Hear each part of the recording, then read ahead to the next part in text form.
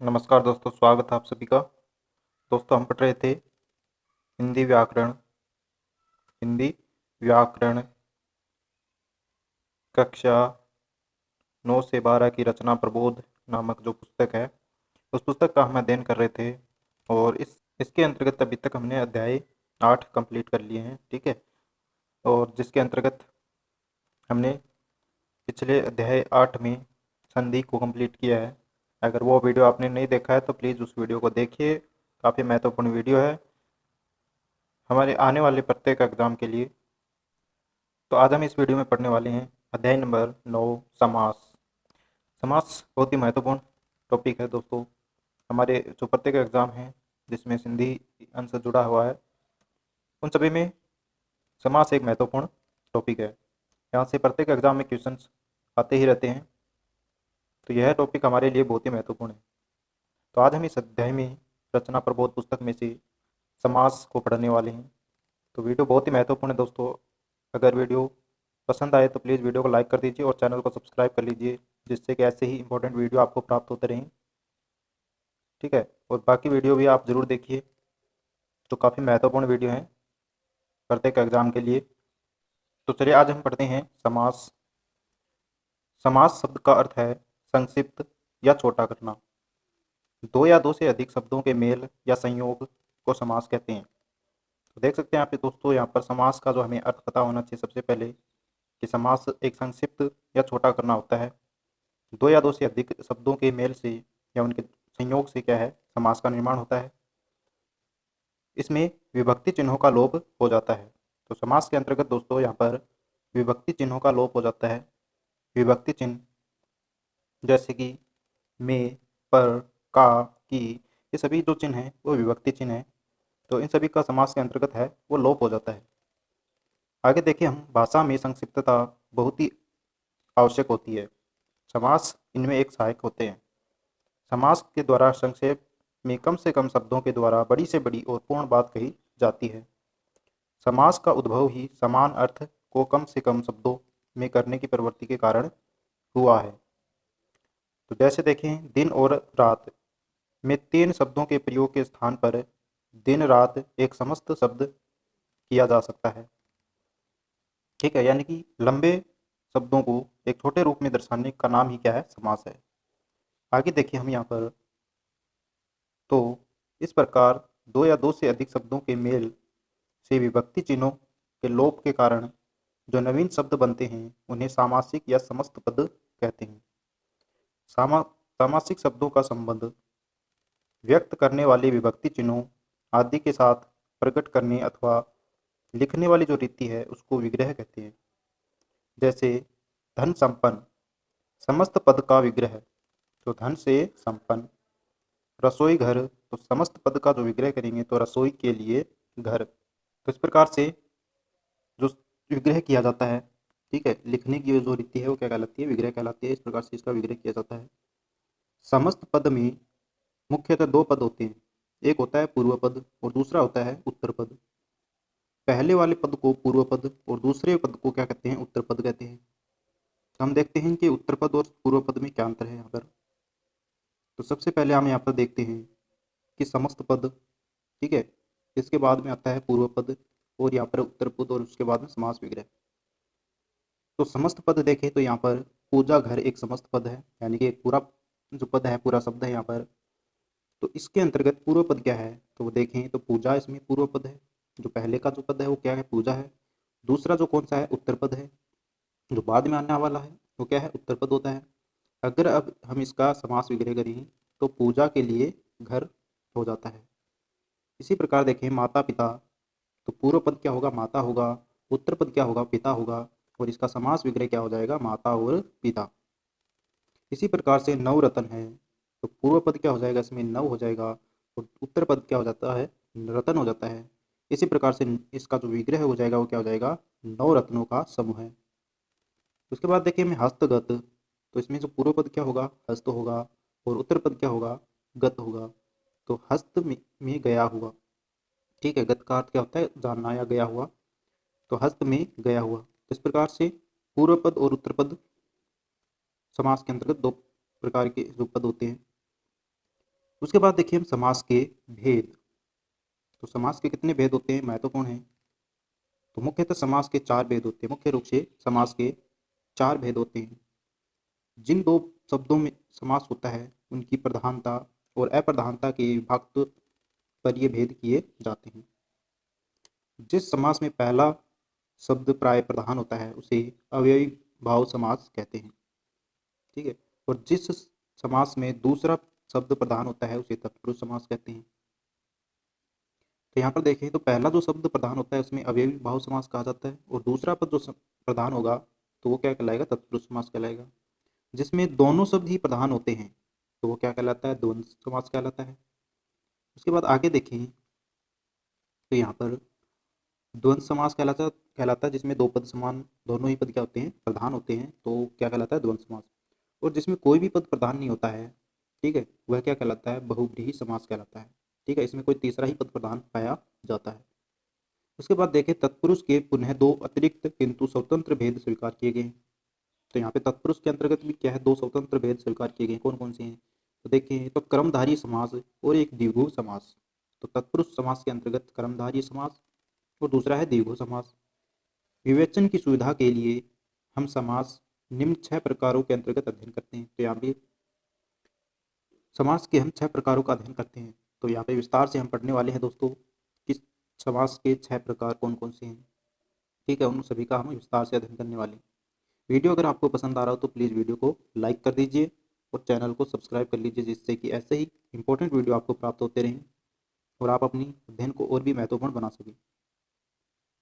तो चलिए दोस्तों, आज हम यहाँ पर अब देखने वाले अव्ययी भाव समास, पहला जो समास है। तो सबसे पहले आता है अव्ययी भाव समास। इस समास में परिवर्तनशीलता का भाव होता है और उस अवयव पद का रूप लिंग, वचन, कारक में नहीं बदलता, वह सदैव एक सा ही रहता है। इसमें पहला पद क्या होता है, प्रधान होता है। याद रखना है कि अव्ययी भाव समास में पहला पद प्रधान होता है और इसमें अवयव जो पद होता है उसका किसी प्रकार से उसमें विकार नहीं होता है, किसी प्रकार से उसमें बदलाव नहीं आता है, ठीक है। इसलिए इसको अव्ययी भाव समास कहते हैं। उदाहरण यहाँ पर देखिए, हम यहाँ पर समस्त पद और दूसरी तरफ हमारे पास में विग्रह। तो सबसे पहले जो समस्त पद हम देखते हैं, यथा शक्ति, तो इसका जो विग्रह हो जाएगा वो शक्ति के अनुसार। इस प्रकार देखें, जिस इसके अंतर्गत जो शब्द है वो यथा, यथा शब्द है वो अव्यय शब्द है, तो इसका किसी प्रकार से परिवर्तन नहीं होता है, तो इसीलिए यह इस पद में अव्ययी भाव समास पाया जाता है। आगे देखें इसी प्रकार के हम उदाहरण, तो यथा समय, तो समय के अनुसार। प्रतिक्षण, तो इसमें प्रति क्या है, अवयव शब्द है, तो हर क्षण हो जाएगा। यथा संभव, जैसा संभव हो। आजीवन, तो जीवन भर इसका विग्रह हो जाएगा। भर पेट, तो पेट भर कर इसका विग्रह हो जाएगा। आजन्म, तो जन्म से लेकर। तो इस प्रकार आगे हम और उदाहरण देखें यहाँ पर, तो आमरण, तो हर, आमरण का क्या हो जाएगा विग्रह, मरण तक। प्रतिदिन, तो प्रतिदिन का विग्रह क्या हो जाएगा, हर दिन। बेघर, बेघर का बिना घर के, खबर के, सॉरी बेखबर, बेखबर का क्या हो जाएगा, बिना खबर के विग्रह हो जाता है। यहाँ पर कुछ अपवाद भी हमें देखने को मिलते हैं। तो हिंदी के कई ऐसे समस्त पद जिसमें कोई शब्द अवयव नहीं होता है परंतु समस्त पद अवयव की तरह प्रयुक्त होता है, वहाँ भी अवयव समास माना जाता है, अवयवी भाव समास वहाँ पर पाया जाता है। जैसे कि घर घर, घर घर के अंतर्गत घर के बाद घर, तो यहाँ पर अवयवी भाव समास होगा, ठीक है। इसमें किसी प्रकार का कोई समस्त पद में अवयव नहीं है, लेकिन फिर भी यहाँ पर क्या हो जाता है, घर के बाद घर, क्योंकि यहाँ पर ये अपवाद स्वरूप है। रातों रात, तो रातों रात में, रात ही रात में, तो इसमें भी अवयव भाव समास पाया जाता है। तो ये अपवाद स्वरूप है, इनको हमें याद रखना है। उसके बाद आता है तत्पुरुष समास। तत्पुरुष समास दूसरा जो समास है हमारा, तो इस समास में पहला पद गौण, ठीक है, पहला पद गौण होता है और दूसरा पद क्या होता है, प्रधान होता है। इसमें कारक के विभक्ति चिन्हों का लोप हो जाता है, इसलिए 6 कारकों के आधार पर इस समास के भी 6 भेद किए गए हैं। तो यहाँ पे तत्पुरुष समास के कितने भेद पाए गए हैं, 6 भेद तत्पुरुष समास के बताए गए हैं।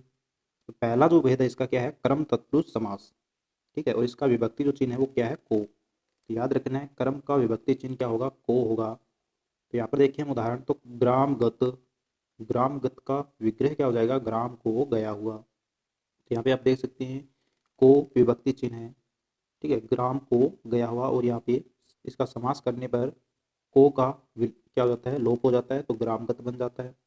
इसी प्रकार देखिए मैं अगला उदाहरण, पद प्राप्त, पद को प्राप्त, सर्वप्रिय, सर्व को प्रिय, यश प्राप्त, यश को प्राप्त। तो इस प्रकार से इनमें तत्पुरुष कर्म तत्पुरुष समास पाया जाता है।